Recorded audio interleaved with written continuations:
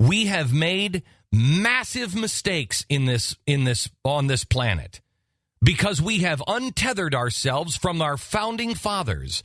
Our founding fathers saw us more as Switzerland. We are an enemy to none and friend to all, unless you mess with us. Why are the Leathernecks called the Leathernecks? Because Thomas Jefferson created the Marines and he wanted to do the job that nobody else would do. Not because they were affecting the rest of the world, but because the pirates, the Muslim pirates, were taking over the seas, and no one had the courage to stand. So we sent them over with leather on their necks so they couldn't be beheaded in battle. That's why they're called Leathernecks. And we went over and we solved the pirate problem with the Marines. Then we brought them home. Our problems have been because the Republicans, under the people like George Bush, under the people like Theodore Roosevelt and John McCain, they have thought, we have democracy. We have the greatest system in the planet. We're going to spread this all over the world. It's our duty to do it. It is not the way we've been doing it. And then the progressives on the left have decided, no, the best way to do it is not through military force. No, not through going out and nation building. What we'll do is we'll do it first through the League of Nations, disaster. Then we'll do it through the United Nations, disaster. Neither of them work. Our founders knew the answer. The best way to convert people to freedom and liberty and our Constitution, our way of life, is to just mind your own business. Do the right thing. Lead by example. If we would just lead by example, people would beat a path to our door. They already did. They wanted to be like us. Until we started telling the rest of the world they should be like us. I have changed a lot in the last 10 years. I've changed even more in the last 20. But I am extraordinarily clear on a couple of things. Our founders had the right ideas. They were perverted around the turn of the last century. They were co-opted, those ideas, those perverted ideas, co-opted by both parties. Those perverted ideas are called progressivism.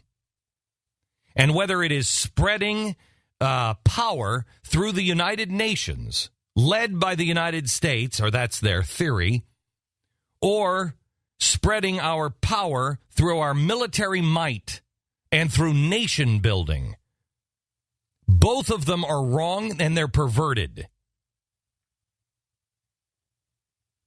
I have also learned that the United States of America is not invincible. It is sinkable. Debt does matter. I've also learned that character does matter. That it does matter what somebody is like in their personal life. If you can't trust them in their own family and in their own business dealings, and with the IRS form every year, you can't trust them.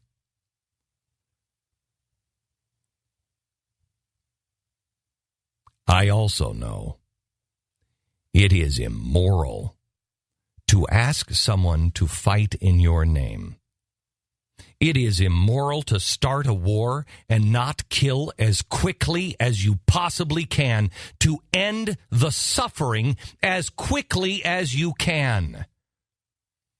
The harder you fight, the more stunning your justice is coming out of the sky. The swifter and the more stunning it is, the faster it ends. Anything but a fast victory is immoral. End the suffering. It is immoral to ask someone to fight and die and then not give them everything they're asking for. It is immoral to ask somebody, you go get them. You go do whatever you have to do to stop another 9/11. And then take those CIA agents who did exactly what you asked them to do and then stick them out for political reasons because you're looking for cover. You're a weasel. To ask people to go pick up a gun and fight and then say, we're not really sure why we're fighting anymore. We're not even really sure if this was worth it. You ask people to kill someone else. That is something that it doesn't go away. That is something that is with you for the rest of your life. And it is only something you can live with if it was worth it.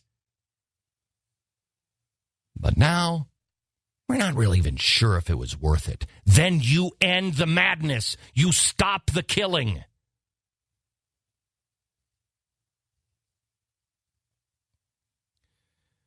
Today, as every day, I give thanks for the troops.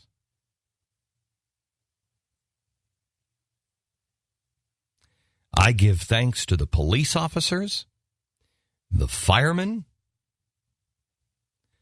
I give thanks to Almighty God that there are people like Marcus Luttrell and his brother that will go into battle in my name, and they will do things that I cannot imagine myself doing, and they will do it so there is liberty preserved for my children. I get to my knees every day, and I thank God for those people.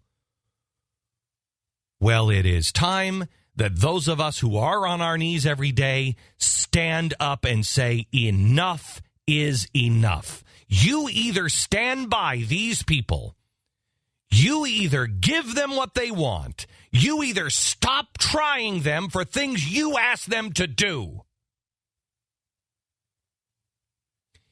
You either start calling people who shoot our troops by name terrorists. I don't give a flying crap what we did in the past to make them wet themselves since they were 7. They killed our troops. You call them by name. They're terrorists, period. You either start doing that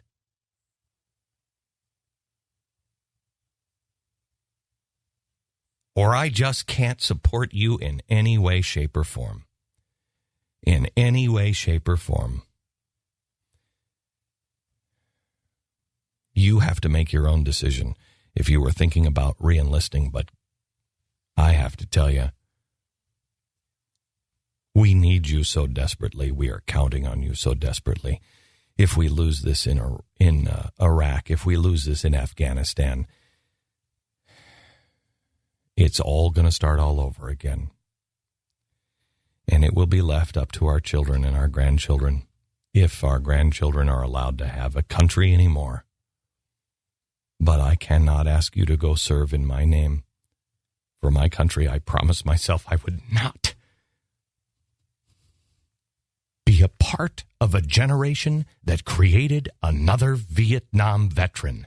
I will not put my name on that kind of policy. Period.